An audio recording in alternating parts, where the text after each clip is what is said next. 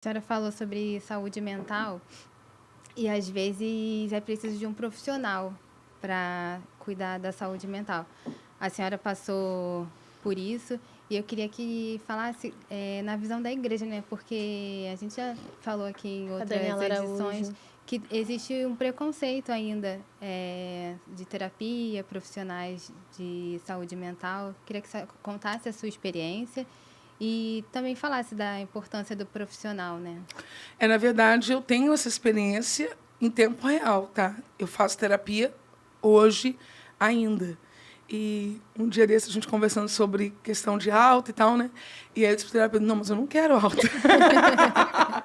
Pastores não podem ter. E terapia, para mim, é assim, enquanto Deus me permitir, tá?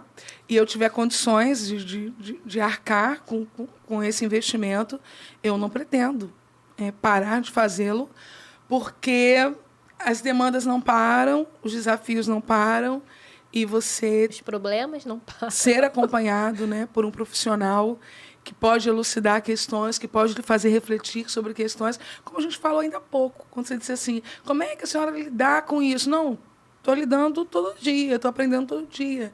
Né? E a terapia, nesse sentido, também, ela ajuda. A culpa relacionada às questões mentais, né? Agora ampliando um pouquinho para falar de depressão, pânico, é incrível. Gente, eu recebo perguntas de pessoas dizendo assim, eu uso antidepressivo, eu posso cantar na igreja? Eles endemonizam o remédio, Sim, né? sim. Eu tenho um problema X e uso tal medicação. É porque eu não tenho fé? Eu posso ainda assim, né, ser uma ministra e eu brinco com essas pessoas, eu sei que são coisas diferentes, mas eu brinco dizendo assim, que é uma maneira de jogar essa bagagem fora. Eu digo assim, e quem toma remédio para hipertensão pode cantar na igreja? Quem usa insulina, né, pode pregar? Então, tirar esse fardo que a pessoa que passa por um desdobramento relacionado à saúde mental, psiquiátrica, porque é fato, hoje existe sim, né? E, inclusive, questões que, se a pessoa fosse periódica no tratamento e também fiel no uso da medicação, tocaria a vida normalmente, mas que a culpa não permite. Eu ouvi do meu pai na minha infância, muitas vezes, tá? Meu pai é uma pessoa maravilhosa, meu pai é o meu pastor, meu pai é intercessor, meu pai é profeta, meu pai é um homem de Deus, mas eu ouvi na minha infância do meu pai há 30 e poucos anos atrás, várias vezes, meu psicólogo é Jesus.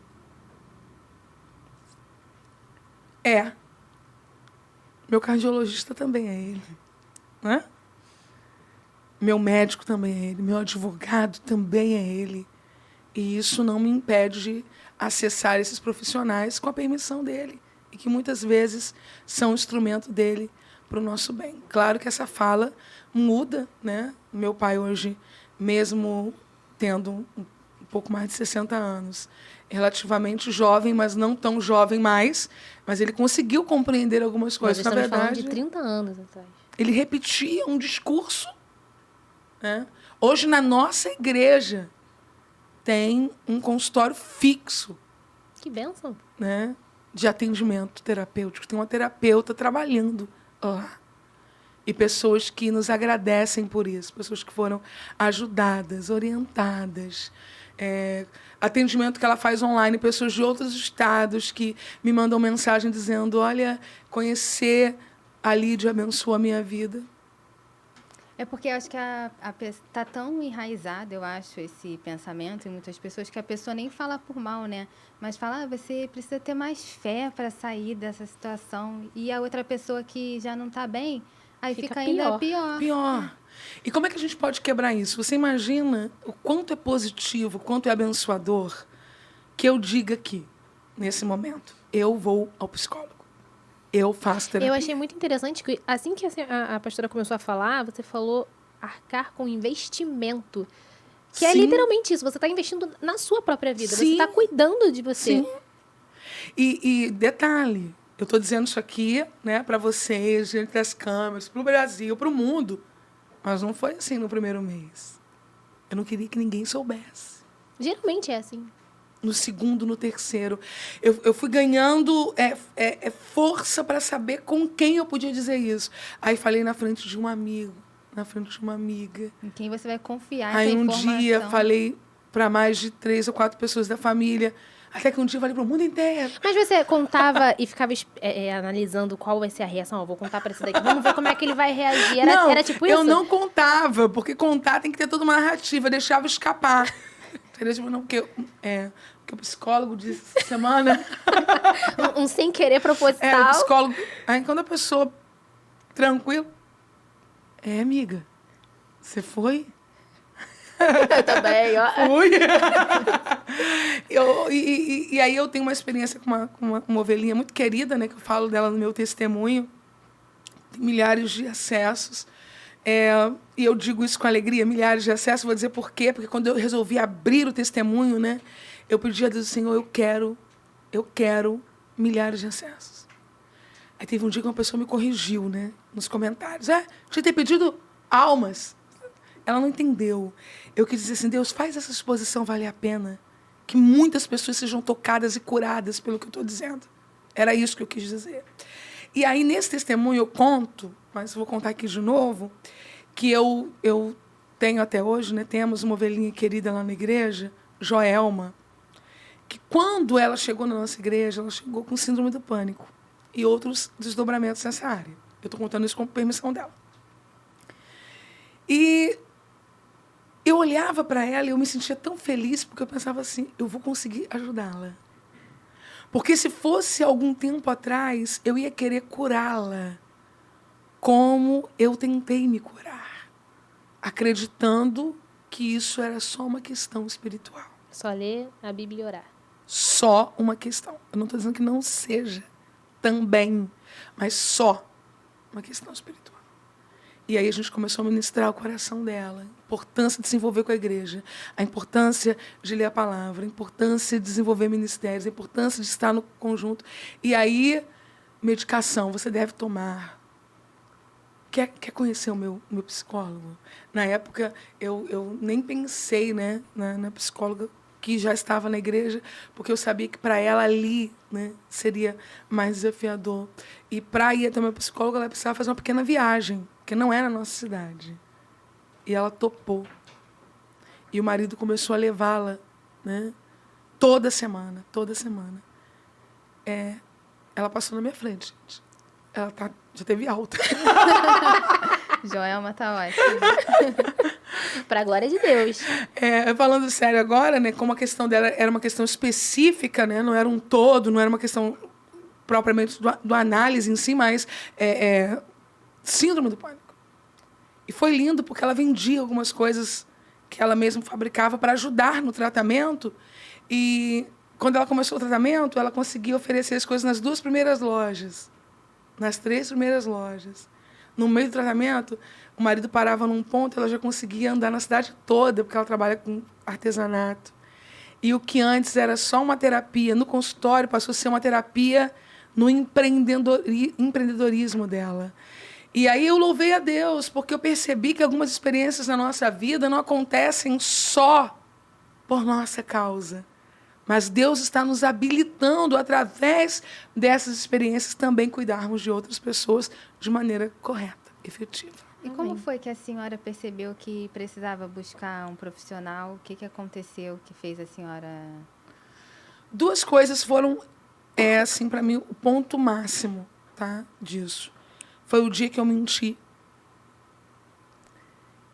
No dia que eu menti, eu percebi... Eu estou doente. Eu posso contar rapidinho o que aconteceu, né? Eu tinha uma viagem marcada. E eu não consegui dormir a noite toda com muito medo, muita aflição, muita angústia. E na hora de viajar, no desespero de não viajar, eu menti para o meu esposo, dizendo para ele que eu tinha esquecido o meu documento em casa. Mas eu não tinha esquecido, eu tinha deixado. Por que isso para mim foi gravíssimo? Porque eu não minto. Meu marido não mente e nós não mentimos.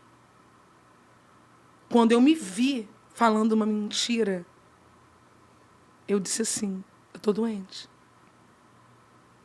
Eu preciso de ajuda.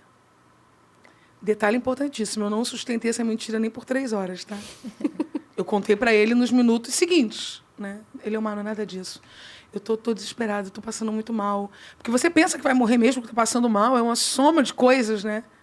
Mas o ponto-chave foi esse. Meu Deus, eu tô mentindo. Para quem? Para a pessoa que eu mais confio no mundo. Por quê? Para fugir de algo que eu não estou suportando mais. E a fala do outro é, não, você consegue. Você consegue. Tenta. E você vai se esgarçando, se acabando. E o outro, não, você consegue. Tenta. Tenta. Se você tentar... Você é forte. Você é forte. Você é uma guerreira. E aí, naquela hora, pá, foi... Diríamos, a ficha caiu. Não estou bem, não estou legal, porque ninguém faz isso estando bem, estando legal. Eu estou diante de uma situação gravíssima, emocionalmente, e eu preciso de ajuda. Aí, na semana seguinte, ou dia seguinte, eu já não saberia lembrar com precisão, eu fui a um evento ministrar. Já tinha contado com meu marido, já tinha pedido perdão a Deus, perdão a ele, né? Encerrado o assunto.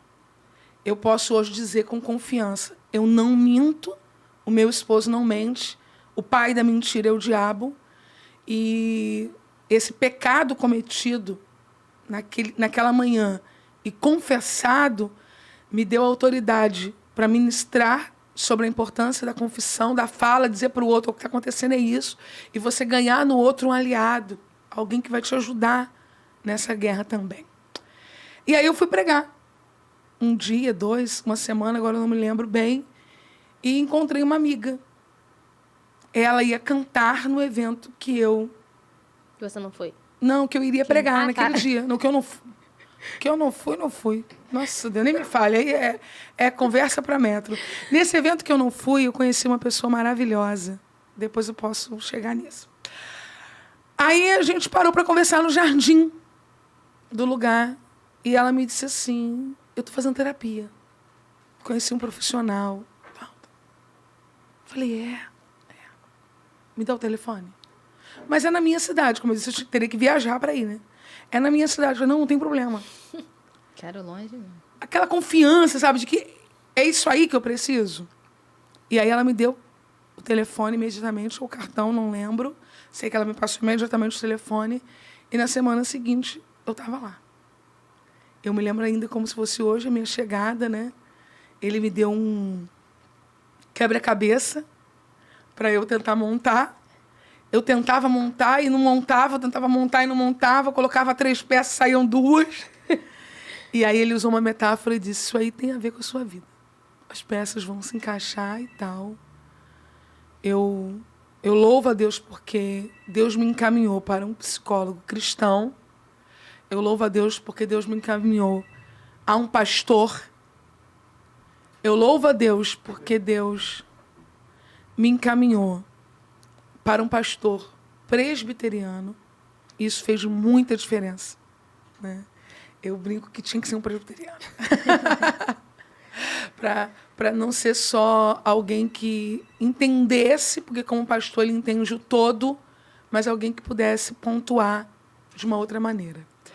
E é interessante que nunca a gente entrou em assuntos profundos no sentido de vida cristã, de palavra de Deus, né? Foi sempre no âmbito profissional. Mas qual a importância de um terapeuta cristão? Uma vez que dentro do consultório o ideal é que isso não faça nenhuma diferença.